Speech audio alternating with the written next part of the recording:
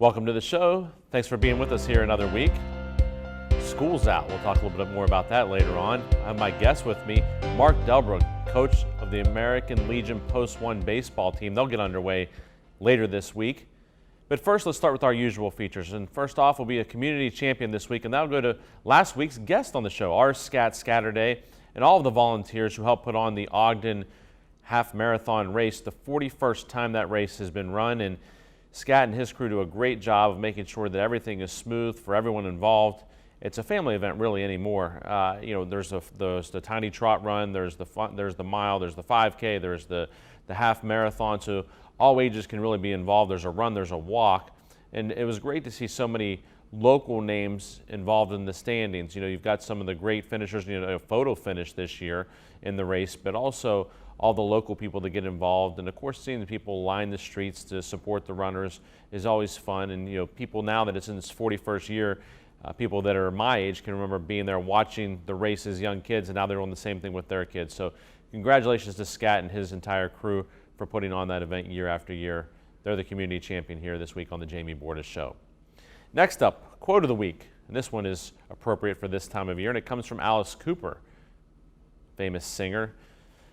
The two most joyous times of the year are Christmas morning and the end of school. And of course, Alice Cooper had the famous song School's Out. I think it was first in the 70s that we first heard that song. But it is an exciting time of year for kids.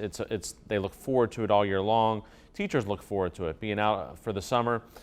And now to see the kids running around, having a good time, enjoying themselves in the summertime, it kind of puts a smile on everyone's faces. But just remember, be careful. There are kids out there on their bicycles now on the streets. There's kids out running around, on the playgrounds, etc. So be careful when you're driving. Watch out for kids on their bikes and other places crossing the street. Make sure that you're extra careful when you're out there on the roads, and do something to put a smile on a kid's face this summer. Get them an extra popsicle, support the lemonade stand, whatever you may see. Do something there for the kids this summer, because it is a special time of year for them.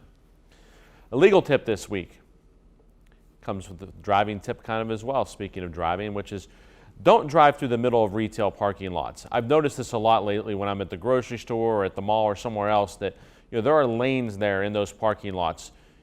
There's the parking spaces, and you're supposed to go down to the end of the aisle before you make your turn.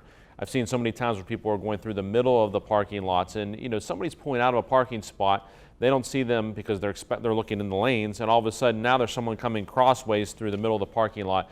It really creates for a bad situation. And believe it or not, through the years, I've seen some pretty bad accidents in parking lots. You may think, well, it's just going to be a bump or whatever it may be, but in parking lots you not only have people driving, you also have people walking, you have people pushing strollers, shopping carts, other things, and there can be really serious damage done by driving sideways or diagonal through the middle of a parking lot. And that's just not where people are looking for the cars to be going. So make sure that you think about that and know that you can cause an accident. Unfortunately, over the course of this weekend, we heard about some high-profile DUIs, including here in the local area. And, that's always poses a problem. But there are other things that we do every day, like going and driving through parking lots, that can cause serious harm as well. So be extra careful. Pay attention to where the lines are. Drive in the lanes that are designated for driving. Don't cut diagonally through the middle of those parking lots. We need to take a break. When I come back, I'll have my guest with me this week, and that's Mark Delbrugge, the coach of the American Post Legion 1 baseball team. Stay with us here on the Jamie Bordas Show.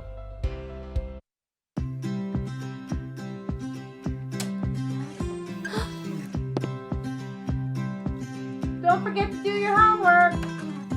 All right, Mom.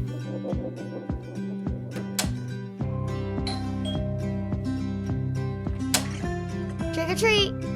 Here you go. Happy Halloween. For your home, for your life, for more than 50 years. DeNoon Lumber.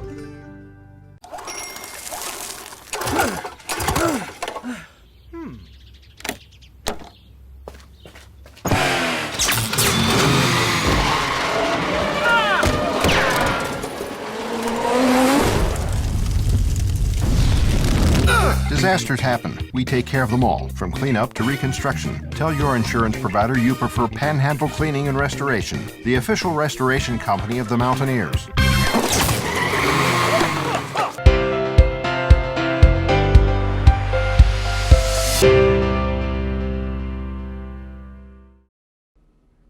Welcome back to the show. It's my favorite time each week when I have a guest with me, and this week's guest is Mark Delbrugge, the head coach of the American Legion Post 1 baseball team. I kind of butchered that name a little bit on the way out, but Coach, thanks for being here today. I appreciate being here. That's very nice of you to have us. You know, it's that time of year. This week, you get underway. It's basically as soon as the high school season ends, you guys are right up and running. First game on Sunday. Correct. Yeah, we always open up the first Sunday in June because the high school state tournament wraps up the Saturday before. So, and we've been lucky enough, around here, other than Lindsley not being a part of the SSAC, to have Central and Wheeling Park in the state tournament over the past 3 years. So, we love to get those guys with us, but we want them to come at the last minute because that means they're still playing. Wheeling Central's still playing, so that's good for us. Speaking of success, I mean, your team, the Post 1 team, the last 2 years, state champions, first time since 1988, and you do it back to back. Moved on to the regional, were able to get a big win. First time that's been done since the 80s, and I think only the second time that in program history. But that success has to keep people excited and wanting to play for Post 1. Well, it has generated a lot of interest and a lot of support throughout the whole community, and I think we're becoming real recognized around the state too, and even maybe regionally now we're being recognized. But it takes a lot of people to make a successful program. Not obviously not just me. It takes your players, it takes your leadership and your board of directors, it takes your fans, it takes the parents. It just takes a lot of people to be successful, and we've worked to build that that community spirit and that community effort. Because I remember, as we talked earlier before we went on the show, about back in the 80s was the decade of Post 1, and it was a proud moment and a proud decade in time for Wheeling Post 1, for the whole community, and players were proud to wear that uniform, that pinstripe uniform, and we've worked hard to get that back and get that established again in our program. And I think we're getting there just by as you just mentioned, the amount of kids that we have in our program. One of the cool things too is I've seen that there are additional teams now under the Post 1 umbrella. You don't just have the varsity, but now there's a JV and some younger teams as well. Yeah, we've expanded to 6 total teams now. We have a JV team, which is our feeder, and we'll use a lot of those guys back and forth to our varsity. We have a 15U team, which has been 3 years now we've had that, and now we have a 14U, a 13, and an 11U. So we have a total of 6 teams in our organization, and hoping to even expand on that in the future, where we have from age 8 all the way up to 20, where a kid can come in and he knows he's going to wear the same uniform for the next 10 years of his baseball career. And if you count that up, that's almost 90 players in our organization. So that is a big plus too, to see all the kids running around the streets with Post 1 gear on, and all the families with chairs and hats and T-shirts. It's really exciting. This will be your 4th year at the helm of Post 1, but of course you have a long history of coaching baseball here in the Valley. Coach of the Wheeling Park team, the first Park team that went to the state tournament back in the 80s, I believe, and then correct. Of course also been affiliated with West Liberty baseball as well. So, what are some of the interesting differences there between the programs, and or is baseball kind of baseball? Yeah, baseball is baseball, but as because my sons are growing up now, they're just graduated from high school, and I've watched them grow up and coached them, and have seen these kids grow up, and baseball isn't any other sport. Baseball is baseball, but as they get older and see kids develop, a lot of kids aren't baseball players, and that's just the way it is. I mean, there's kids that are football players, basketball players, and a lot of kids participate in baseball when they're 6, 7, 8 years old. That as the game gets faster and stronger and more challenging, the numbers go down, and your better players end up playing until they're 17, 18, 19 years old, and then go on to college. But baseball is baseball. It's a fundamental game, and if you play fundamentally sound and you learn how to do the things the right way, it's the same if you're playing at 8 or you're playing at 20. You mentioned your boys, Jarrett and Jubb, twin sons who were just graduated from Wheeling Park High School, and of course playing for you at Post 1, and they'll continue on at West Liberty. And you've had a number of players, right now that have played for Post 1 that are in the college ranks, and that's got to be a proud accomplishment as well for the program. I think that's probably the number one, most exciting thing for me and most rewarding thing for me is to see these young men move on. Not only are they good people and they represent our community and our program so well, but then they move on to play college baseball. And watching them play Division I, I mean, we've got several guys playing Division I, which is obviously the highest level of collegiate baseball you can play. We've got many guys playing Division II. We had a couple guys playing Division III. We actually have one that come out of our organization, didn't actually play for me, but just won his first game in AAA last night for the Nashville Sounds in the Oakland A's organization, Corey Walter. We got Michael Grove, who played for us, who was the Big 12 Player of the Week several weeks ago, and we got national recognition. Russell Schwartzweger's playing for South Carolina Upstate. And I stay in, and I could go on and on about all the guys, but and the rewarding thing is on Christmas or Easter or whenever, those guys will text me and wish me a Merry Christmas or a Happy Easter or Thanksgiving or whatever, and we stay in touch, and I go see them play, and it's really, really fun. We need to take a break. When we come back, we'll continue talking with Coach Mark Delbrugge. We'll talk a little bit about this year's schedule and also some of the changes maybe in baseball over the years, and maybe some changes even Coach would like to see made. Stay with us here on the Jamie Bordas Show.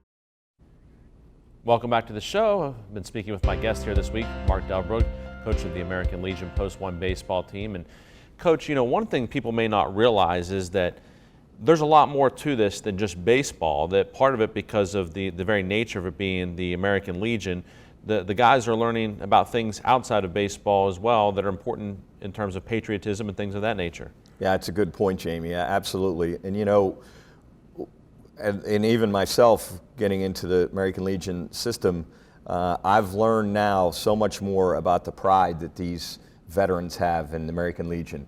When we went to the regional 2 years ago, at our first initial meeting, before they talked about baseball or anything else, they talked about the respect for the flag, respect for the patch on the side of our sleeves, respect for the national anthem, the importance of remembering what we're all doing here. Baseball's a game, but the American Legion flag and the veterans represent so much more and so much bigger than the game of baseball. And my sons particularly have really, taken that to heart. Like when they stand for the national anthem now, it's different. They don't move. They stress that you're supposed to stand at strict attention. They've remembered that forever. They don't move. They wait till the song is completely finished before they bend over and pick up their cap or sit down. And they've realized now the importance of what that Legion patch means on our jersey rather than just a baseball game.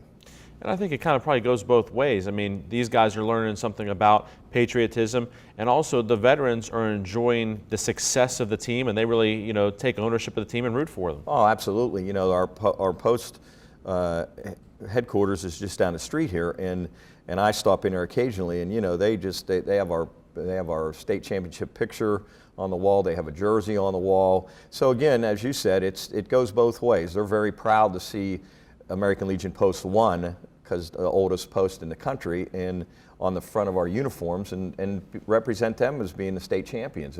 It gives them a lot of pride too when people see them and say, hey, you guys are the state champs of American Legion Baseball. So you're right, it's a great point. It works both ways.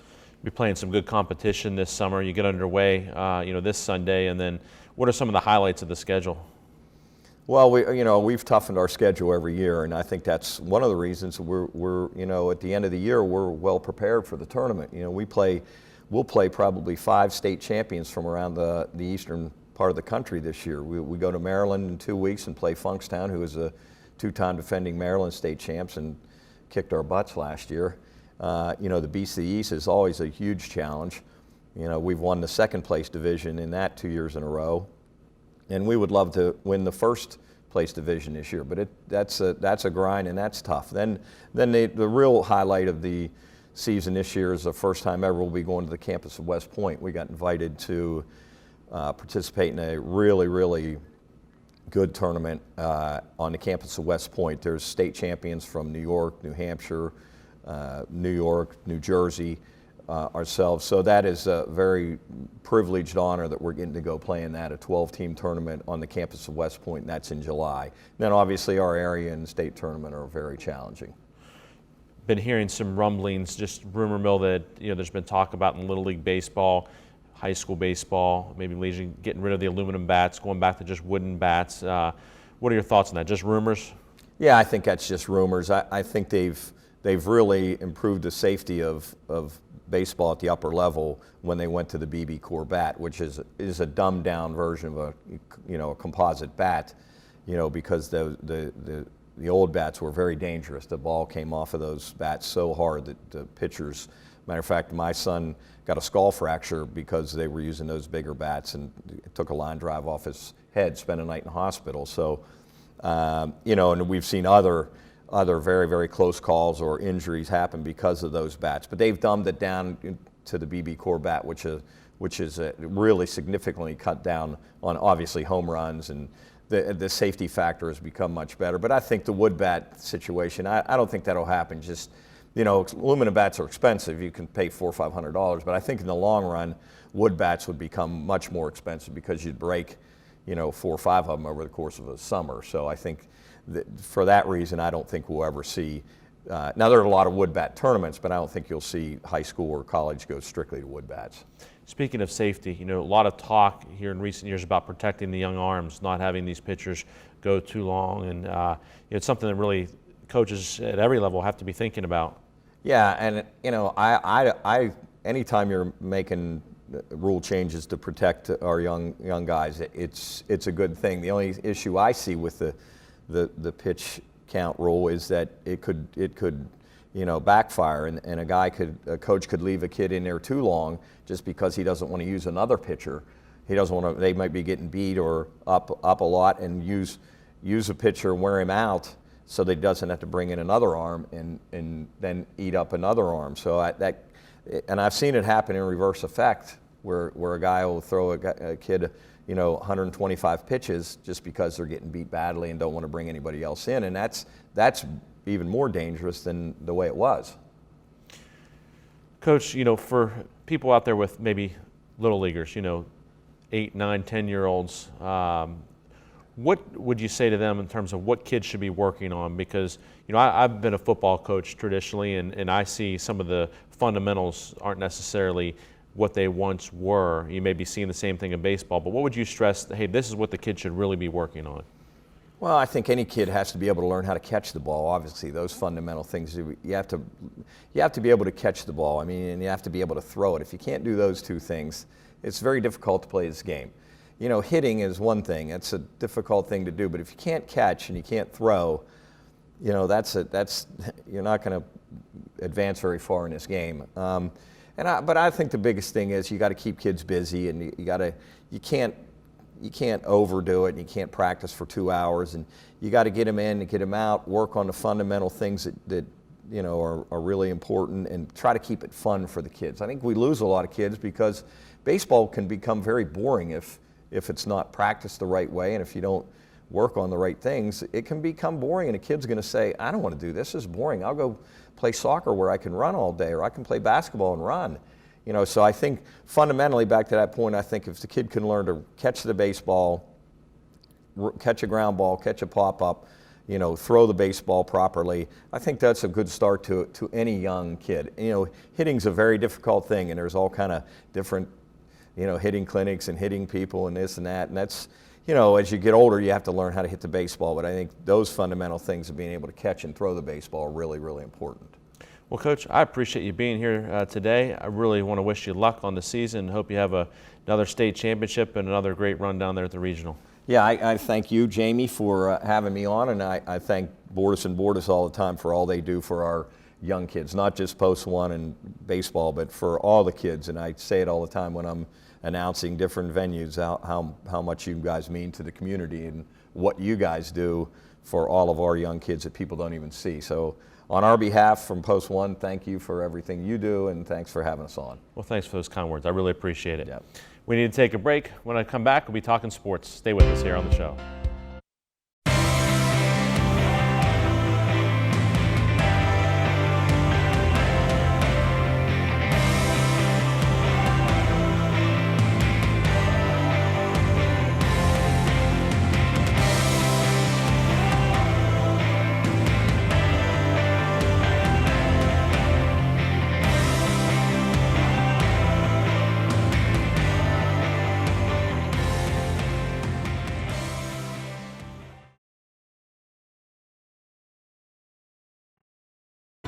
We've obtained the record results in almost every field of law. And other attorneys can't say we've had the largest verdict in this field. We can. We've done these things. We've tried these cases. We've gotten the big results. We've gotten the big verdicts. That sets us apart. I think that says something to insurance companies. It says something to corporations that this is a firm to be reckoned with. It's not the size of the verdict that's so important. It's the change that we hope to bring about. Bordas and Bordas, fighting for justice.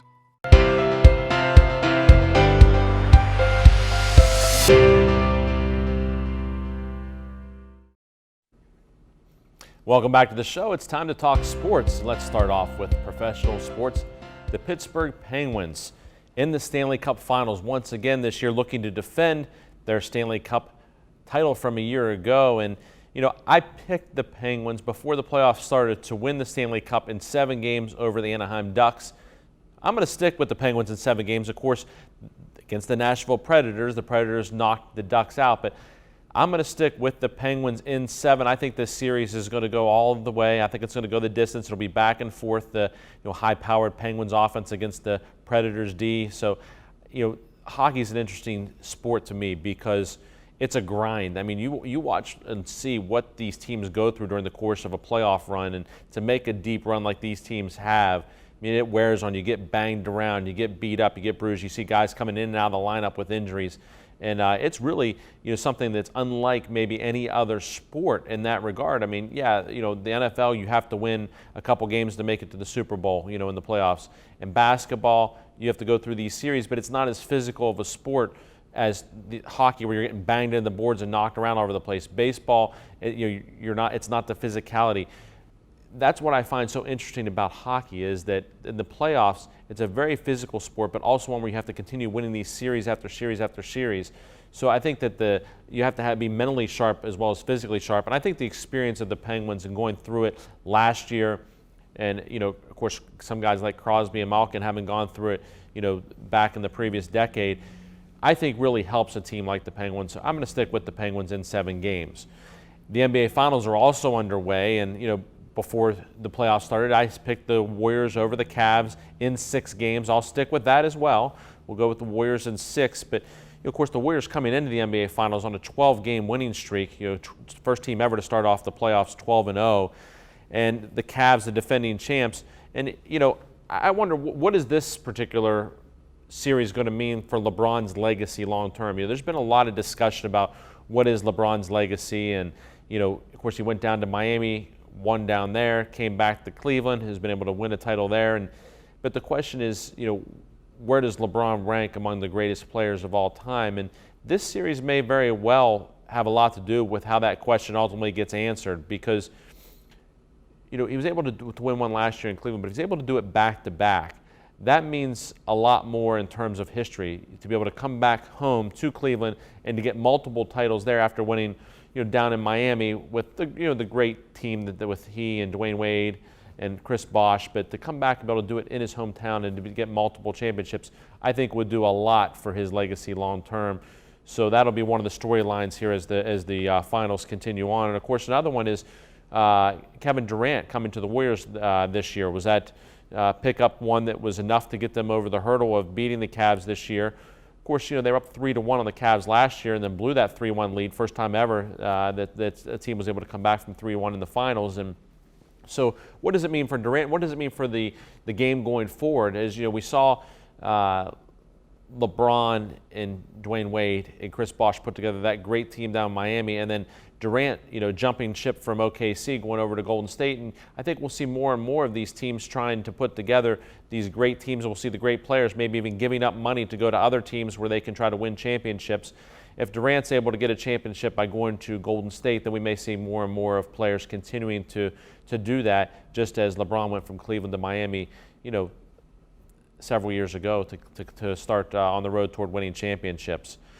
Turning to Major League Baseball, I said at the beginning of the month that even though the Pirates didn't have the greatest April, to say the least, that May would be the important month for them. Well, maybe it turns out that wasn't true, and I was wrong. Not necessarily because the Pirates are playing so great, but because no one is really pulling away in the National League Central. All the teams are just kind of hovering around 500, and that's keeping the Pirates in the race. Now, whether or not the Pirates have enough horses to continue to stay in the race long term is a different story. You know, Andrew McCutchen had to be benched for a couple of games down in Atlanta because he was hitting so poorly. Came back doing a little bit better after being benched, but had to be dropped to 6th in the lineup. And maybe that was a wake-up call. Maybe who knows what it'll do for him and the rest of the team. But whether or not the Pirates have enough in terms of starting pitching, whether they have enough in terms of the bats, whether they have enough in terms of guys that aren't injured, is a different story. But they are still in the race, but again, not so much because of how they're playing, because of the way other teams are playing in the division. Outside of the National League Central and the American League Central, maybe any other division, they would be far, far out of the race already. So fortunately, they're not, and they still have a chance here. But it turns out maybe June will be more important than May was. We'll continue to keep an eye on that. Have another great week. We'll see you again next week on the Jamie Bordas Show.